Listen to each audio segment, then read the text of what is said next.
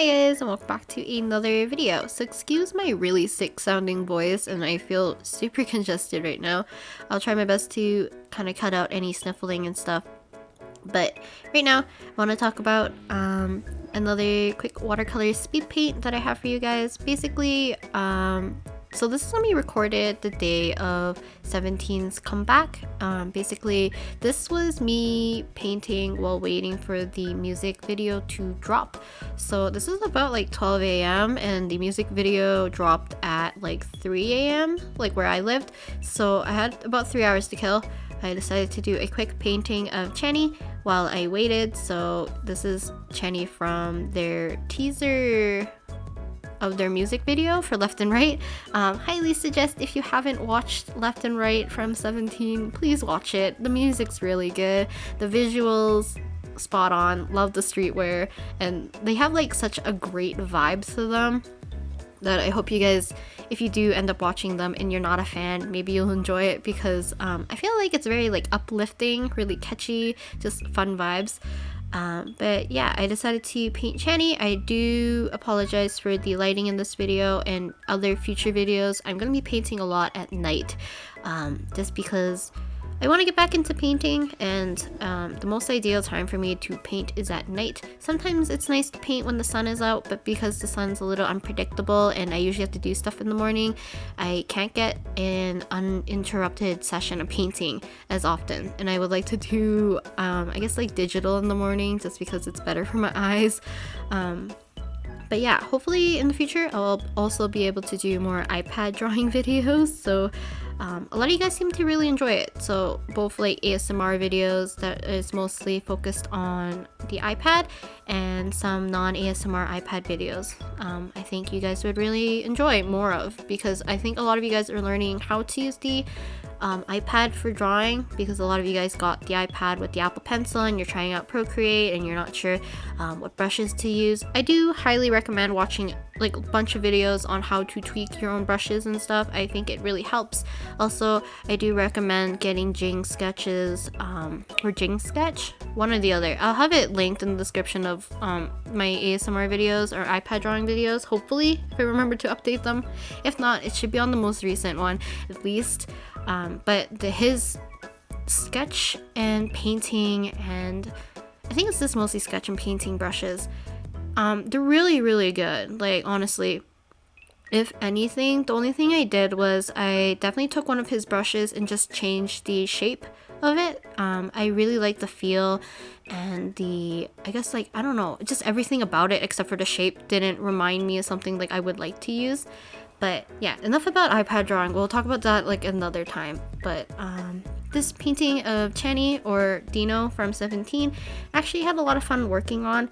I feel like I've been rusty painting, and this is kind of like the first painting back since the sketchbook tour that you guys saw last week on Saturday. I think there's about almost a 2-week gap, and I haven't painted like in the sketchbook in probably almost a month. But yeah, I just have a little bit of a dip in confidence in terms of working on painting, and partially it's because of the paper. I know it's the paper, but I can't like separate the two, the fact that I'm struggling to achieve a certain look. But I know the paper is holding me back a little bit. So what I'm able to be like, I think I talked about this in previous videos. Strathmore paper, I really do like. I really love their cold press papers. But the problem is, if you ever buy their journals have like this side of the paper, which I really enjoy. You guys can probably see the texture, and you kind of see me take advantage of how much I can add different colors to let them bleed into one another. So I think you saw it earlier when I had Chenny's hair that's more brown on the left side and more of a purpley blackish gray like color on the right side, and I was able to slowly transition that gradation across, because the paper allows me to work with paint a little bit smoothly, as well as it takes time for the paper to be absorbed, or not the paper, the paint to be absorbed into the paper, which is really nice. It really helps when you're wanting like to handle like using watercolor on the paper.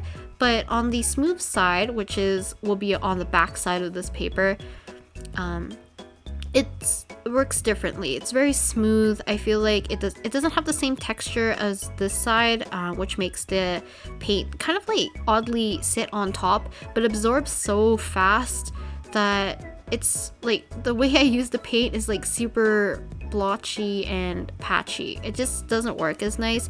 You can definitely get some good paintings out of it. I'm just super inexperienced in using it, or I just need to take a step back and stop being so nitpicky, because I've used a similar, if not the same, except for it's the soft cover version of this journal, and I was able to paint on the backside.